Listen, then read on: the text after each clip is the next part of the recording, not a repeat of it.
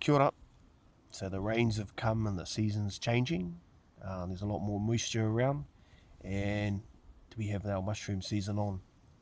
So for us, is a bit of an indicator of a change of the seasons and the time that you go out and gather food.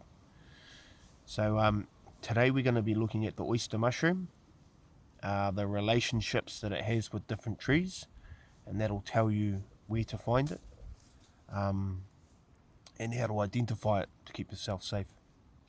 So the first thing is that it has a relationship with our kanuka, manuka, niko, and te kauka. So that's our tea trees, our cabbage tree, and the niko. So I find it on rotting logs of those trees. Now if we look at some of the key features of the oyster, one is these frilly sort of ends of it. That's a key feature. One of the main ones though is that these big long white gills, they go all the way to the base. So if you'd normally see a mushroom with a stalk or a stem and leads up to a head, these gills go all the way to the bottom. And remember, they have a relationship with trees. I'm talking about mushrooms that you'll find in the native bush here.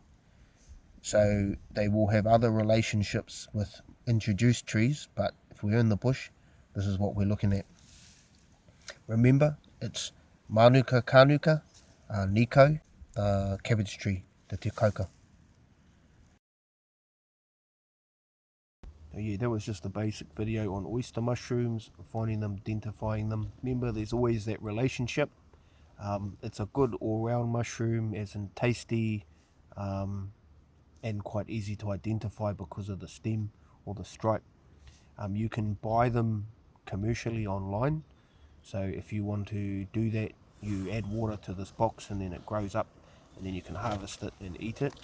And it's just probably a good way to get more familiar with identifying them. If you're unsure or you're a bit worried, it's a good way to do that. So yeah, kia ora.